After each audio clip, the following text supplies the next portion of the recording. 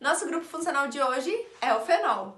O nosso fenol, ele é um benzeno ligado diretamente à nossa hidroxila. Observem que eu falei, diretamente. Então, a nossa hidroxila está ligada ao nosso anel de maneira direta, ou seja, ela está no nosso anel.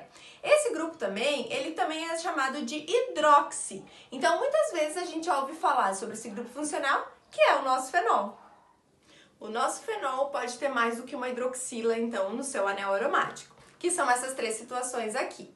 Além disso, a gente precisa pensar que esses nossos três compostos, eles são diferentes, apesar deles terem a mesma quantidade de átomos de carbonos e a mesma quantidade de hidroxilas. Isso acontece por causa da posição que a gente tem das nossas hidroxilas. Então, nessa nossa primeira situação, a gente tem as hidroxilas no carbono 1 e no carbono 2. Aqui a gente tem as hidroxilas no carbono 1 e 3. E nessa nossa última possibilidade, a gente tem no carbono 1 e 4. Então, isso daqui faz com que esses nossos compostos, eles sejam diferentes, assim como a sua nomenclatura.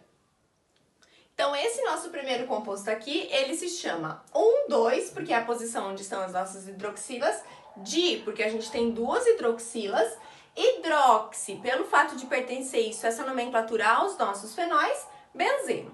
Tem também uma outra possibilidade que é muito comum de aparecer, que é a nossa nomenclatura orto-meta-para.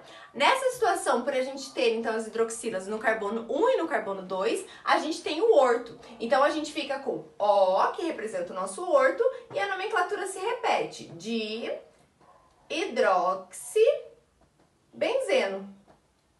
Essa nomenclatura aqui, ela é bem comum de aparecer. Então sempre a gente precisa lembrar orto 1, 2, meta 1, 3, para 1, 4. Então, esse composto que a gente tem aqui no meio, ele fica 1, 3, porque é onde a gente tem as nossas hidroxilas, di, porque são duas, hidroxibenzeno, ou simplesmente M, que é do nosso meta, e aí hidroxibenzeno, mantendo a nomenclatura. E esse nosso último, então, ele tá no carbono 1 e no carbono 4, as nossas hidroxilas, mantendo a nomenclatura, e para. Então, sempre lembrem, carbono 1, 2, orto, 1, 3, meta, 1, 4, para.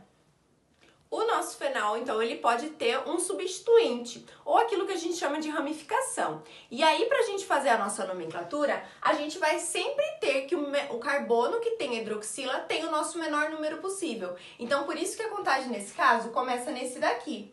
Então, aqui é o carbono 1, carbono 2 e o carbono 3. A nossa nomenclatura sistemática mantém, então, o hidroxi. Então, nessa situação aqui, a gente vai ter, então, hidroxi, 3-metil, então, em qual carbono que está o nosso hidroxi? Então, 1 hidroxi, 3-metil, benzeno. Outra possibilidade de nomenclatura é identificar apenas esse nosso substituinte e dar o nome que a gente chama de popular para esse nosso composto.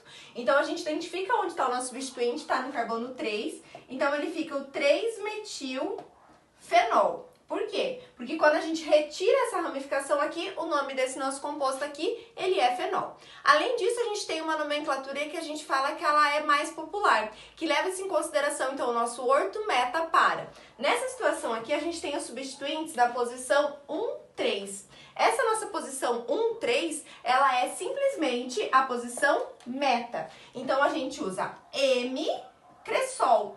Cresol é o nome popular desse nosso composto. Em relação às propriedades dos nossos fenóis, a gente consegue identificar que eles têm pontos de ebulição acima do que quando a gente compara com os hidrocarbonetos de cadeia semelhante. Isso acontece justamente pelo fato da gente ter uma hidroxila presente na sua cadeia. Então, isso faz que o nosso ponto de ebulição aumente. Outra característica é que em temperatura ambiente, eles normalmente são sólidos ou eles são géis. Então, isso tem uma característica específica por causa dessa nossa cadeia de carbonos aqui. Outra relação que a gente pode fazer é em relação à solubilidade. Então, quanto maior for a presença de hidroxilas na minha cadeia, maior vai ser a solubilidade. Mas, de maneira geral, eles são levemente solúveis em água. Os fenóis são muito utilizados na indústria. Um exemplo dele é um derivado, então, que é o eugenol, que é um aroma de cravo que a gente tem.